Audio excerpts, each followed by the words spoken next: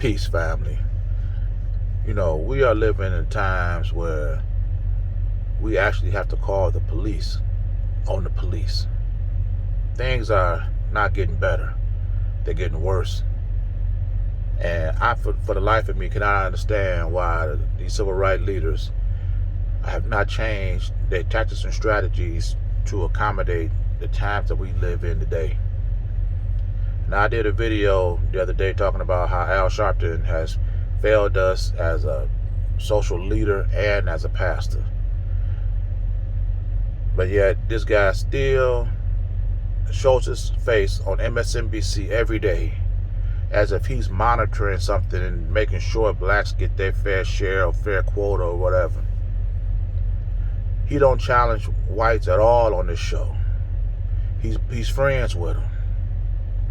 I'm listening to him a couple of weeks ago, and Elizabeth Warren was on TV, and she was talking about how the rich don't pay their fair share in taxes. She said that they need to enact a law that no matter where they bank, talking about the rich, they got to pay a certain amount of taxes wherever they're at, so they can't hide their money overseas. Well, if I was Al Sharpton and I was on this position and I was on MSNBC, as soon as she would have said that, I would have said, well, look, why don't we just build our own businesses and industries and institutions so we ain't got to go through all this extra legislation just to make the few people who get rich off of supplying the needs to many from hiding their money overseas and not receiving and not paying their fair share. Why are we doing all this extra work just to appease a few people? Sever them completely and let's build our own. It's not that difficult. Or better yet, how about passing legislation that whenever these millionaires and billionaires ask for tax dollars, they want to build a stadium, or office building, or whatever, they want to get 50, 60, 70% of taxpayer dollars in order to do it.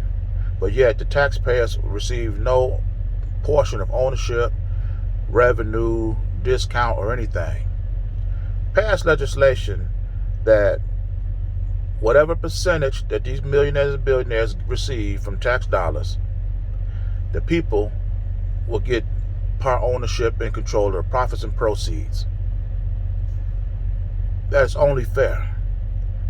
Al Sharpton is not going to suggest anything like that, because he's not going to challenge them, and he want to keep his job on MSNBC. Here you have black people, well, all people, but I'm only speaking for my people, complaining about the cost of eggs. Eggs are going through the roof. You have black farmers sitting in your office all the time talking about how they're being ripped off by the government, how they're not getting their fair share of the market. But there are 50 million blacks in this country. I guarantee you 90% of them eat eggs. If you created our own black chain of supermarkets and got the black farmers to be our main supplier to feed the 50 million, we could have chicken farms all over this country, lower the cost of poultry, eggs, because we're going directly from black farmers to black tables. We ain't got to include white people in this at all. So while the world is paying $5 for a dozen of eggs, we'll be back to paying what we're comfortable paying for. Al Sharpton's not going to suggest anything like that. You know, if we are going to be trying to hold our people accountable, we need to be putting our people in places that we have ownership and control over so we can hold them accountable. It is not,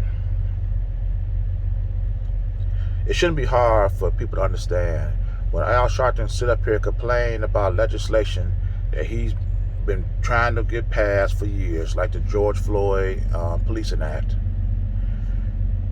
If the effort that you put in putting police officers on the force, that you're not able to monitor, not able to check and see if they're still on code, if you applied the same attention to the politicians that you put in office as you did the police, it's no wonder why your bills aren't passed. Once these police officers get put in position because of your political pressure and you're not able to hold them accountable, of course they're going to turn on you.